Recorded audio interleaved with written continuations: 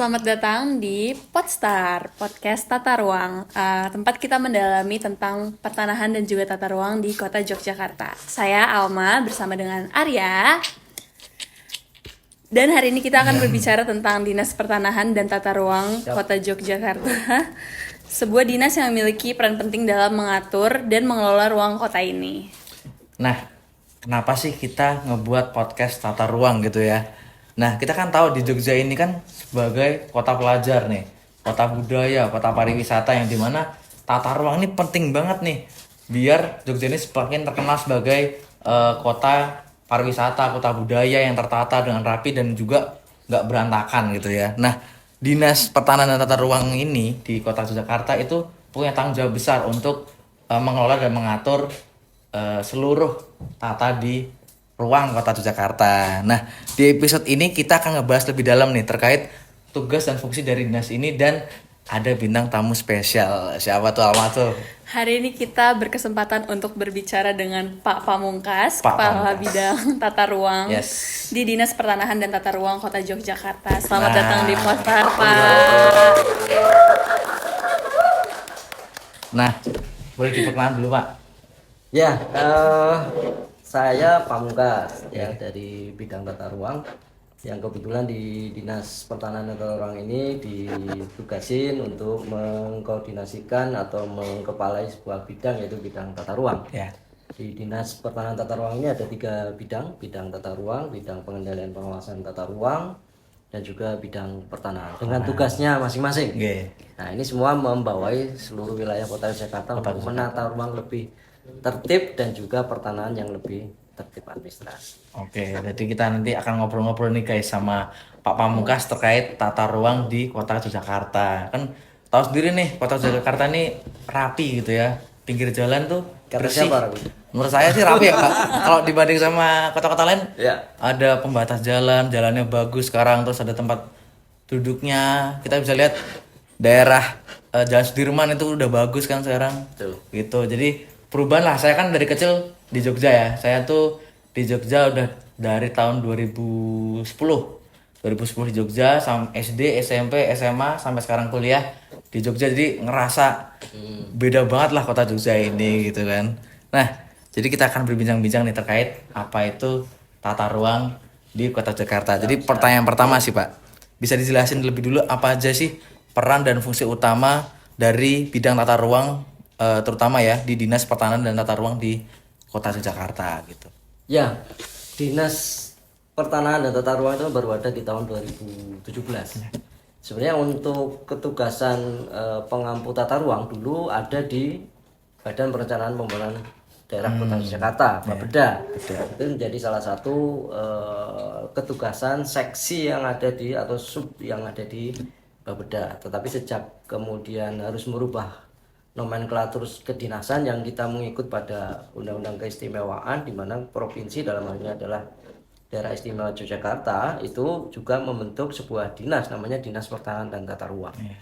Jadi semua sama di Provinsi DIY atau di DIY dari 4 kabupaten dan 1 wilayah kota itu semua sama dengan nomenklatur Dinas Pertanahan dan Tata Ruang. Salah satu bidangnya adalah bidang tata ruang. Ya, bidang tata ruang itu banyak sekali ketugasan dan fungsi yang harus diemban di bidang tata ruang.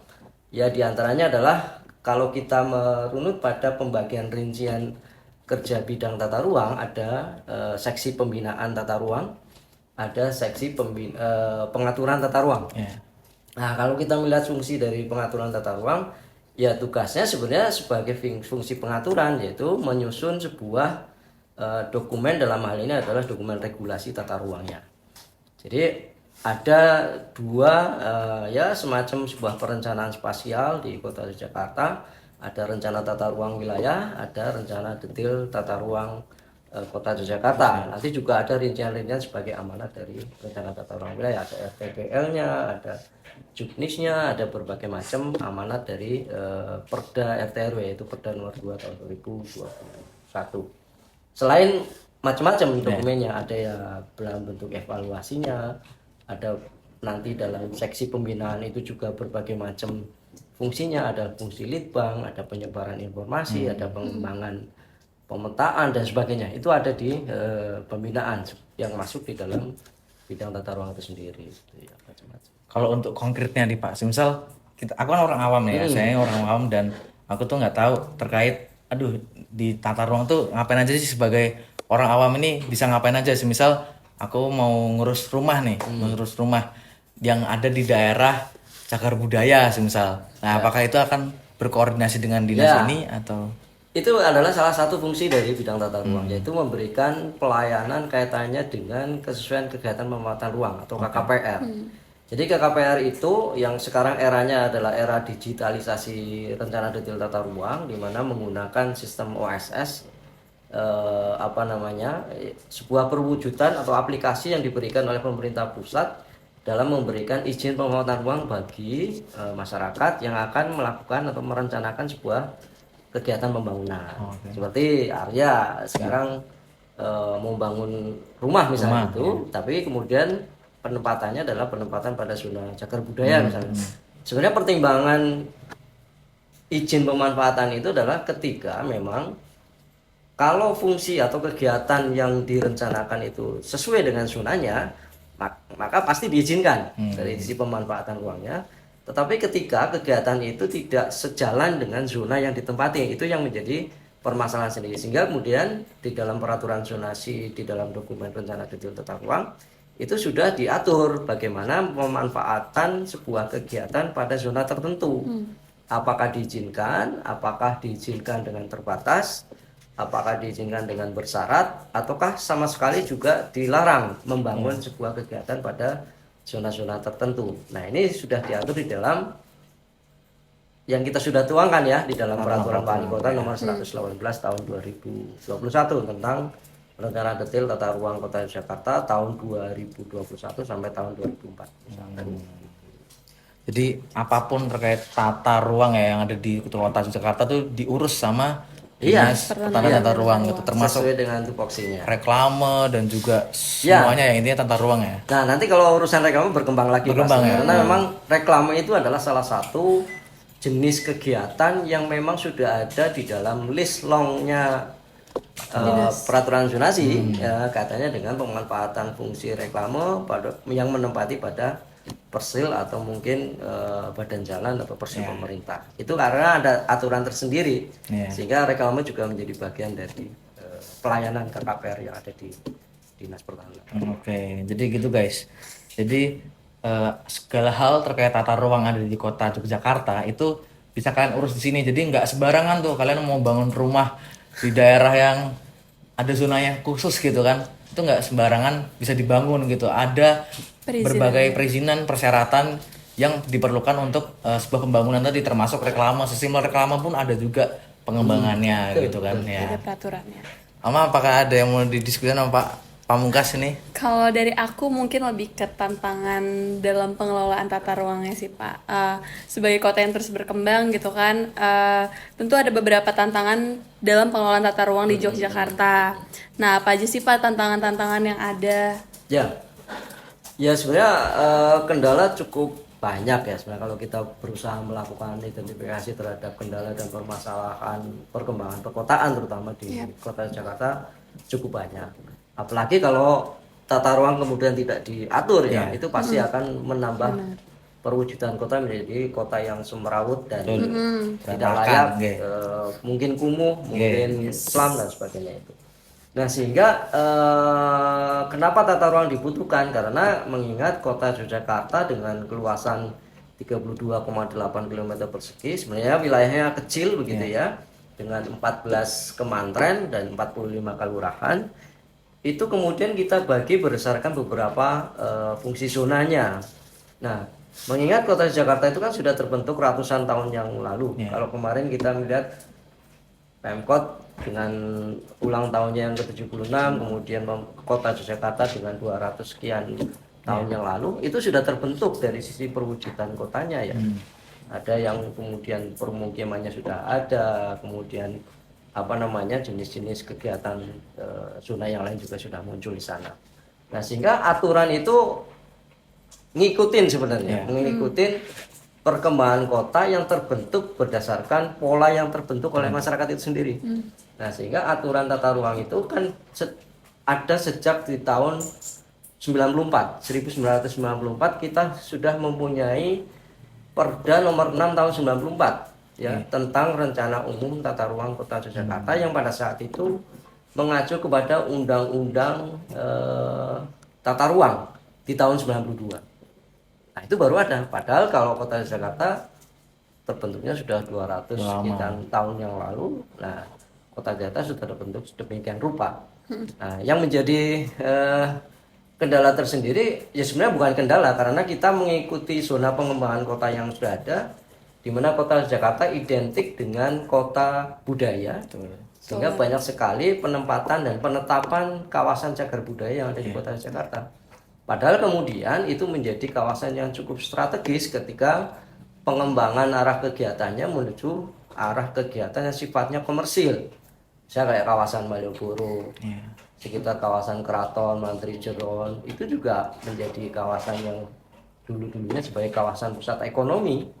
Karena memang senternya kota kalau belum ke Malioboro rasanya belum melihat Jogja begitu ya. Nah, sehingga banyak sekali antitesa itu adalah pertentangan antara kebutuhan masyarakat dengan fungsi komersilnya dengan penetapan sebuah kawasan sebagai kawasan cagar budaya. Apalagi sekarang ada kawasan sumber filosofis penetapan UNESCO sebagai warisan dunia khusus ya. Sehingga betul-betul kawasan sumber filosofis yang ada di kawasan Keraton dan Malioboro itu harus bisa dibatasin supaya pertumbuhannya tidak semakin semerawut itu tadi. Jadi itu ada peran lah di sini, peran dinas pertanahan dan tata ruang tuh penting banget guys. Kalian kalau misalnya ke Jogja nih ya, ngelihat Jogja tuh rapi. Malioboro tuh kan dulu kan, aku kan dulu sekolahnya di Malioboro Pak. Jadi di Gang Dagen, ada SMP di Dagen kayak gitu. Dulu tuh wah semerawutnya, macetnya, ya ampun itu sampai kalau bisa dibilang kiri kanan tuh PKL tuh udah semuanya sendiri, kiri kanan tuh delman, kuda. Itu udah semerawut zaman dulu ya.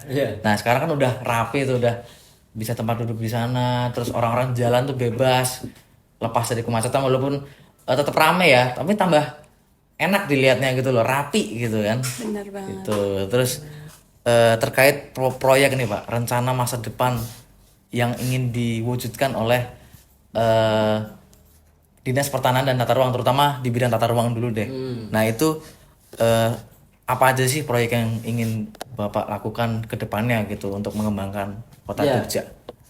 Bicara proyek sebenarnya hanya menjalankan kegiatan-kegiatan yang kita lakukan setiap tahun mendasar kepada tugas pokok fungsi kami di bidang tata ruang terutama. Nah sebenarnya dengan fungsi kami menyusun penyiapan terhadap bahan regulasi tata ruang, sebenarnya ada masa periodik di mana Perda nomor 2 tahun 2021 tentang RT/RW dan Perwal 118 tentang RTTR itu kami setiap periodik 5 tahun sekali harus dilakukan peninjauan kembali. Ya, karena memang masa berlakunya 20 tahun, maka kalau 4 kali periode 5 tahunan menjadi 4 kali peninjauan kembali, maka kemungkinan tahun depan tahun 2025 kita akan melakukan peninjauan kembali terhadap dokumen di Perda nomor 2 tahun 2021. Apa urgensinya ketika kami melakukan review atau peninjauan kembali terhadap dokumen yang sudah kami tetapkan di tahun 2021 adalah ketika banyak sekali dinamisasi perkotaan tumbuhnya dan juga perkembangan arah regulasi yang semakin terbarukan.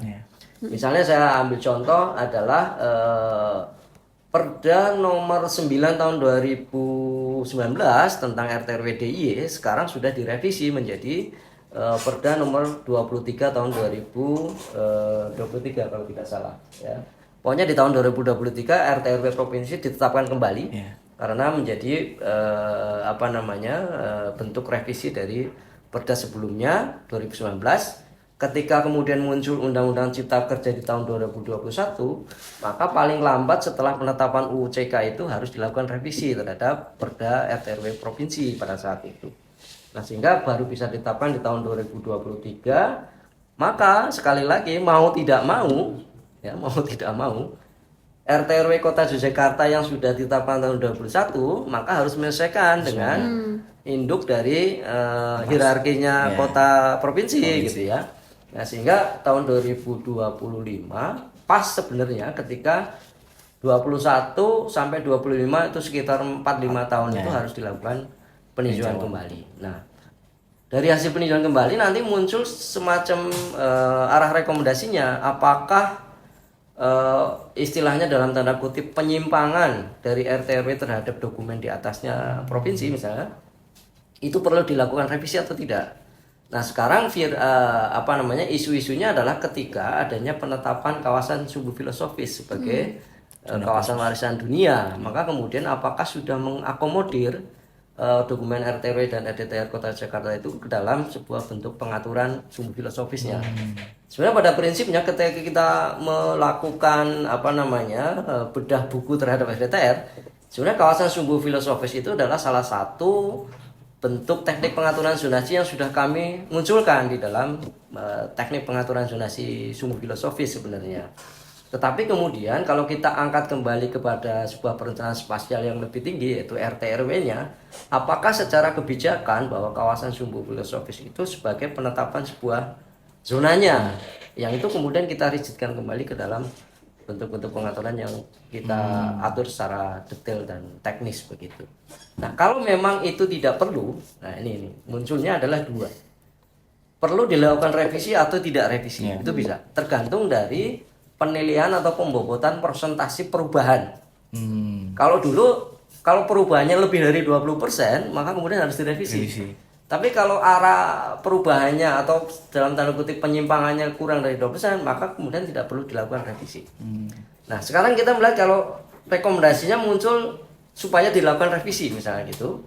Nah, revisinya itu berapa persentase dilakukan pembobotan kembali. Kalau kemudian arah revisinya mengarah kepada 80% misalnya gitu, maka kemudian harus direvisi total. Artinya begini, kalau penetapan 2021 ketika dilakukan revisi total, maka kemudian nomor dan tahunnya harus diganti baru. Tapi kalau sifatnya amandemen atau perubahan sebagian substansi atau arah pengaturan ini, maka kemudian tahunnya tidak berganti, artinya berlaku tetap 20 tahun, tetapi sebagian pasalnya dilakukan penggantian atau revisi. Itu namanya amandemen. Jadi nomornya tidak berubah, tahunnya tidak berubah, tapi hanya kemudian ada sisi pengaturan yang harus dilakukan revisi. Di Kota Jakarta. Ya, proyeknya baru itu ketika kita mempunyai arah perencanaan 5 tahun ke depan, maka tahun ke depan itu adalah sebuah proyek atau kegiatan yang kami lakukan yang momen yang cukup penting menurut kami, karena memang pertimbangan 5 tahun ke depan harus dilakukan revisi. Setelah itu baru RTTR yang juga kita lakukan peninjauan kembali. Begitu. Nah, aku penasaran nih Pak terkait perubahan peraturan gitu kan. Ya. Nah, ini saya kaitkan dengan partisipasi masyarakat dalam sebuah tata ruang tadi. Apakah terdapat peran masyarakat dalam pengelolaan tata ruang di kota ini? Misal ada forum kah atau sebuah diskusi dengan masyarakat setempat terkait pengelolaan tata kota. Misal ada sebuah zona cagar budaya. Apakah masyarakat di dalamnya diikutkan dalam sebuah diskusi agar bisa saling negosiasi terkait pengaturan tadi, Pak? Nah, gini, produk hukum kita atau produk dokumen pengaturan tata ruang di Kota Jakarta, katakan RT/RW dan LTR yang saya sebutkan tadi, itu kan sebagai sebuah bentuk proses penetapan pada produk output akhirnya ya. Jadi kita menyusun ada materi teknisnya, ada kajiannya, ada penyusunan draft perda dan perwal tata ruangnya, kemudian ada KLHS-nya, ada album petanya dan sebagai macam sebagai syarat persetujuan substansi ketika kita akan menetapkan perda tata ruang. Dalam hal ini adalah rencana tata ruang wilayah. Nah, ketika sebuah daerah berencana melakukan penyusunan terhadap dokumen hukum perda, maka kemudian proses mekanisme penetapan pun harus dijalankan karena berdasarkan Permendagri tentang pedoman penyusunan sebuah peraturan daerah itu memang harus melibatkan masyarakat. Di mana pelibatan masyarakat itu, yaitu misalnya pada saat kita sudah siap dengan draft perdanya, maka kita sampaikan ke Dewan karena memang harus dibahas di dalam ya paling tidak ada pembentukan panitia khusus di Dewan. Dan pada saat kita melakukan identifikasi terhadap masalah yang ada di Kota Jakarta menyangkut urusan tata ruang, maka masyarakat perlu dilibatkan. Misalnya pada saat public hearing, proses public hearing dari masyarakat, itu sudah dilibatkan dari awal ketika masyarakat membutuhkan apa, menginginkan apa yang kemudian harus dilakukan pembenahan dan harus diatur kembali. Itulah masyarakat berperan di dalam proses awal penyusunan sebuah dokumen peraturan daerah. Nah, kemudian pada saat pembahasan pansus, toh Dewan juga menjadi wakil rakyat untuk kemudian bisa terlibat dalam proses pembuatan produk hukum daerah. Itu kedua. Yang ketiga adalah ketika pada saat proses penetapan perda, pasca pemberlakuan itu pasti kita akan melakukan sosialisasi terhadap peraturan daerah yang sudah ditetapkan. Nah, disitulah kemudian uji coba, uji kompetensi, uji substansi dari perda itu disampaikan kepada masyarakat. Nah, ketika kira-kira masyarakat membaca arah substansi dokumen hukum tata ruang kita, ya kita perlu jelaskan secara jelas-jelasnya. Bahkan kalau memang ada perlibatan menyangkut fungsi pelayanan terhadap dokumen pelayanan pemanfaatan ruang, nah kita berikan semacam simulasi begitu ya, bahwa ketika masyarakat menginginkan sebuah kegiatan pembangunan A misalnya begitu, itu harus sudah sangat terwadai di dalam dokumen hukum yang dimanfaatkan oleh masyarakat. Jadi pelibatan masyarakat itu kemudian termasuk di dalam proses penyusunan, bahkan kemudian kita juga memberikan ruang bagi keluhan-keluhan masyarakat ketika masyarakat membutuhkan sebuah ya dalam tanda kutip perhatian dan solusi terhadap masalah yang mereka hadapi begitu ya. Nah, sehingga kedepannya pasti masyarakat tidak akan komplain ketika pelayanan pemerintah daerah dalam hal ini bisa memberikan solusi bagi masyarakat yang mereka butuhkan gitu ya. Itu sebagai salah satu contohnya. Jadi gitu guys. Peran masyarakat berarti cukup besar ya. Ya. Dalam pembuatan peraturan sebuah tata ruang. kebijakan gitu kan. Jadi terkait dinas ini bukan tutup kuping guys. Di sini ada sebuah negosiasi atau public hearing antara masyarakat dengan dinas terkait sebuah kebijakan yang dibentuk gitu kan. Nah, maka dari itu sebuah kebijakan tadi dapat inklusif dan juga menjadi wadah masyarakat yang harus ditaati peraturannya gitu, bukan dilanggar ya. Jadi kalian jangan melanggar peraturan yang udah terbentuk gitu, tapi kalau bisa kasih tahu aja apa aja yang kalian keluhkan di dinas terkait gitu. Jadi bukan peraturan itu dibuat bukan untuk dilanggar gitu guys, tapi malah itu membentuk sebuah suatu peraturan baru yang bisa dapat direvisi dan juga di amandemen tadi ya Pak ya. Jadi kata orang banyak aturan banyak pelanggaran. Nah itu bener sih Pak sebenarnya. Tapi secara harfiah, secara hal yang baik seharusnya peraturan itu ada untuk ditaati gitu guys. By the way, ini belum mengenali loh dari tadi tuh. Udah Pak. Tadi udah. Udah. Nama doang. Nama. Betul kita adalah mahasiswa magang. Kuliah di mana? Ya, kita mahasiswa magang, kita kuliah di Universitas Gadjah Mada, jurusan Visipol. Sebenarnya di sini ada teman-teman kita guys. Ini ada dari Undip, dari UTY, ini ada dari PWK, Geodesi, UGM juga. Ada itu. Jadi ramean guys. Kalian ada pertanyaan nggak untuk boleh. Ada pertanyaan nggak? Tambahan. Kita di penghujung nih. Boleh pertanyaan 1 atau 2. Mungkin dari Raffi kita kayak mau nanya tadi kan. Apa? Ada pertanyaan nggak? Katanya Raffi mau bikin itu resto di Oh, Raffi Ahmad itu ya? Raffi Ahmad tuh Pak. Beda Raffi Pak. Ada pertanyaan nggak? Kan kalian kan PWK sama Geodesi ini kan berkaitan banget kan terkait tata ruang gitu loh. Ada nggak pertanyaan buat Pak Pam terkait mekanisme boleh? Tadi kan udah dijelasin nih ada proses, ada apa sih fungsi dari dinas pertanahan tata ruang terutama di bidang tata ruang. Pertanyaan yang paling sulit wes apa? Boleh nih ahlinya ini masternya. Ada penasaran apa gitu? Karena kan kalau aku tadi kan terkait pertanyaan orang awam ya, kayak apa sih fungsinya, apa sih perannya, dan juga gimana sih prosesnya. Nah ini tanya ke sana lah. Ya, gimana? Boleh, apa aja deh. Boleh Raffi, Safa tuh. Safa, Perina. Kalian katanya pacaran. Ngasal banget nih Nopal. Oh enggak ya? Nah, ke sana tuh. Boleh, mau nanya apa? Apa terkait gimana kalau melanggar? Nah itu boleh tanya juga tuh. Pak mau nanya. Nah, harus tata ruang loh, nggak apa-apa pokoknya skupnya Jogja gitu. Pak mau bertanya. Ya. Untuk pengaturan insentif dan disinsentif terkait tata ruang itu bagaimana ya Pak? Monggo Pak, bisa Monggo, ditanggapi. dijawab. Betul, pertanyaannya betul-betul berat loh ini. Berat. Saya aja baru tahu Pak, ada peraturan itu kayak. Apaan tuh insentif Berat. dan Ya, disinsentif? gini. Berat. Betul, itu jadi pertanyaan memang menyangkut pemberian insentif dan pengenaan disinsentif di Kota Yogyakarta memang dari tahun 2021 sejak Permen ATR nomor 21 tahun 2021 tentang pengendalian pemanfaatan ruang itu memang belum diterjemahkan ke dalam bentuk peraturan wali kota. Nah, tahun ini kita komitmen untuk mengusulkan peraturan wali kota tentang pemberian insentif dan pengenaan insentif ke dalam propemperkadanya Kota Yogyakarta. Jadi insya Allah tahun ini sudah ada peraturan wali kota tentang insentif disinsentif itu. Nah, apa itu insentif disinsentif yang kita kenal sebagai indis gitu ya? Karena memang insentif disinsentif itu menjadi amanat yang dituangkan di dalam rencana tata ruang wilayah sebagai bagian dari kegiatan pengendalian pemanfaatan ruang sebenarnya gitu ya. Nah, indis itu nantinya bakal menjadi salah satu alternatif solusi bagi keluarnya persetujuan bangunan gedung atau PBG, karena memang saat ini PBG dengan berbagai macam permohonannya itu mengalami kendala menyangkut misalnya banyak bangunan-bangunan yang belum berizin atau melakukan revisi terhadap izin membangunnya yang kemudian belum bisa sampai goal penetapan persetujuan bangunan gedungnya karena kendala bahwa ternyata kondisi existing bangunan itu ada sedikit miss terhadap aturan tata ruangnya.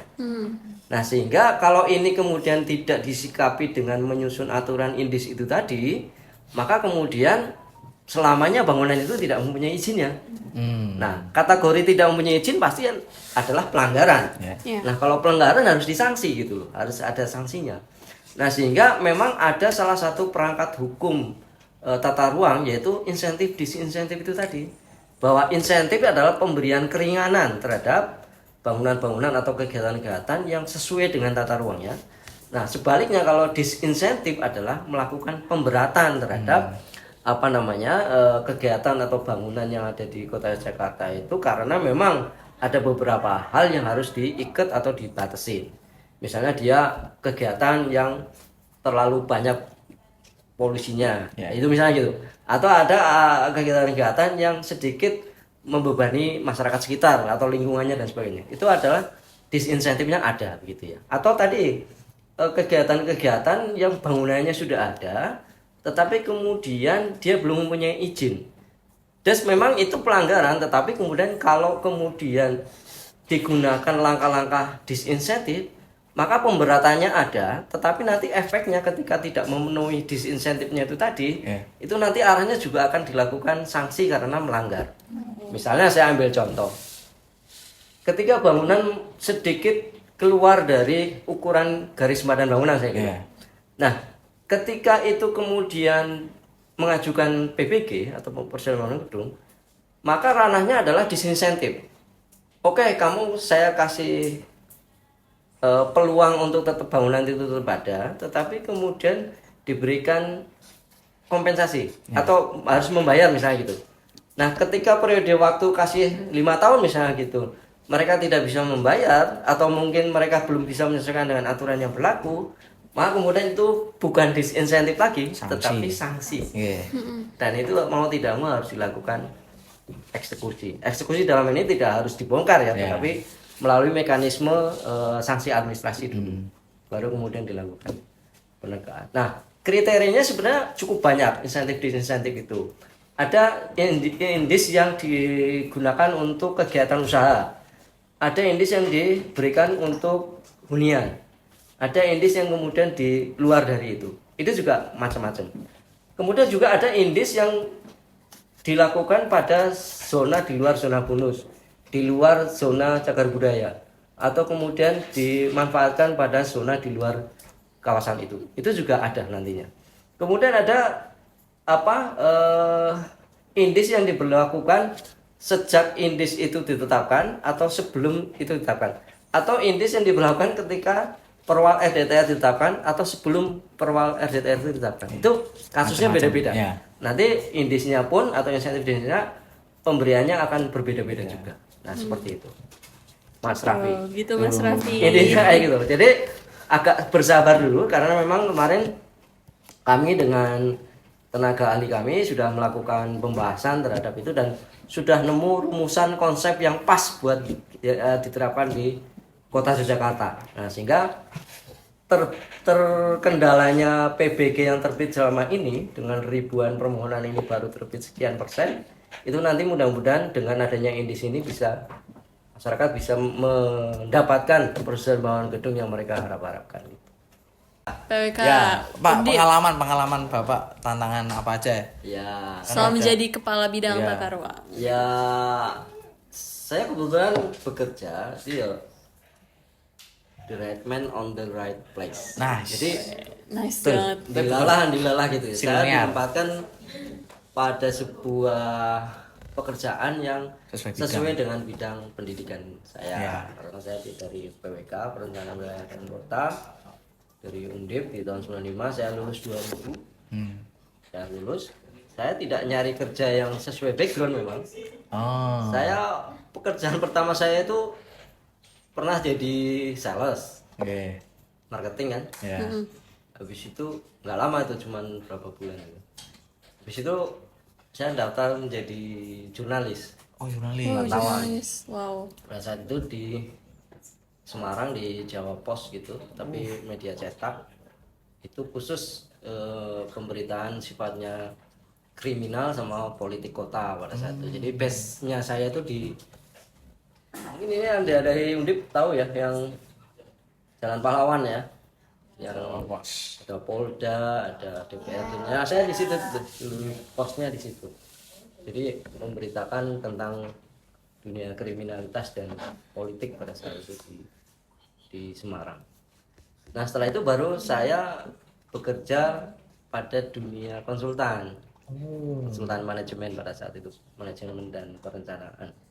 Nah, baru kemudian dari tahun 2005 saya di sini di Kota Jakarta, di pemerintah Kota Jakarta. Awalnya saya di Bapeda, Badan Perencanaan Pembangunan Wilayah Kota Jakarta.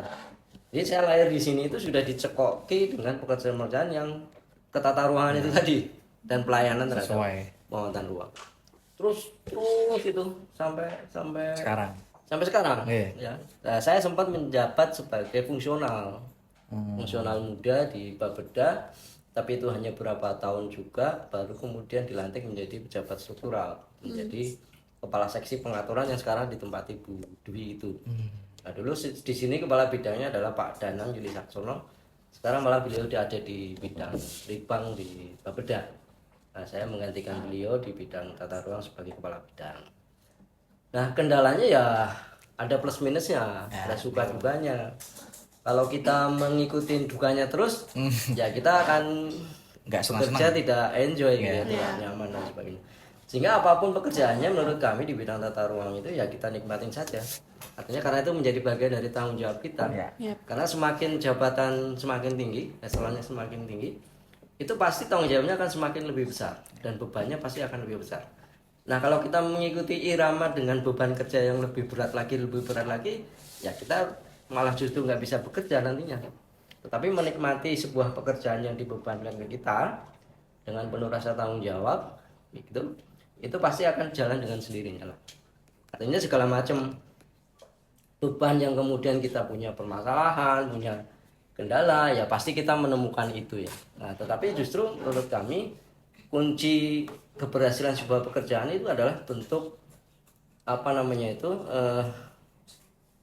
kerjasama sebenarnya. Kita tidak bisa bekerja sendiri. Kita punya teman di sini kemudian ada kurang lebih 16 orang ya dengan pejabatnya 3 orang. Pejabat fungsionalnya ada 1, Mas Mustafa. Itu pasti kita melakukan kerjasama berdasarkan ketugasan dari masing-masing pejabat yang diberikan kewenangan untuk duduk di sini dan dari menyesuaikan dengan tupoksi yang diberikan berdasarkan ketugasan fungsi dari bidang dinas pertanahan dan tata ruang gitu. Nah, kendalanya ya tentunya pertama ya mungkin kalau dimanapun orang bekerja kita ada silang selisih pendapat dengan teman itu pasti ada terjadi begitu ya, itu pasti ada terjadi. Kadang-kadang kita diperintahkan yang kemudian justru di luar ketugasan kita itu juga pernah terjadi seperti itu. Nah, hal seperti itu ya tentunya kita kembalikan saja lah kepada aturan. Intinya sebenarnya itu. Kalau kita mengampu urusan tata ruang dari sisi pengaturan, ya segala macam bentuk masalah kalau kita kembalikan ke aturan yang berlaku, ya kita sudah sangat aman lah di situ dan nyaman dalam bekerja. Saya kira itu ya yang bisa di. Panjang banget perjalanan kisah hidup Pak Pamungkas ini guys. Keren banget Jadi guys. dari awal, tapi dia beliau ini sesuai dengan bidangnya gitu. Jadi nggak semata-mata nyeleweng gitu kan. The right man on the right Jangan sampai place. orang kimia jadi gitu kan, aneh jadi ya. Waduh. Ya, jadi gitu guys. Intinya banyak kisah dan banyak hal yang bisa dibahas di podcast kali ini kan. Nah, jadi pertama-tama aku mau ngucapin terima kasih untuk Pak Pamungkas ya Makasih selaku banyak Pak Pamungkas. narasumber pada hari ini yang udah ngebahas banyak dari fungsional, peran, terus juga proses dalam pembuatan kebijakan dan juga kisah Papam sendiri sebagai kepala bidang gitu kan panjang dan menarik gitu kan. Nah, jangan lupa untuk tetap stay tune ya ke episode-episode selanjutnya. Nanti Postari akan diteruskan, mungkin saya nggak tahu gimana, apakah ada penerusnya, tapi saya berharap juga, aku sama Mama berharap kalau Postari bisa dilanjutkan dengan baik gitu ya. Nah, sampai jumpa untuk Postar selanjutnya gitu ya. Sampai jumpa di episode-episode seru Episode selanjutnya. lainnya. Bye-bye. Jangan lupa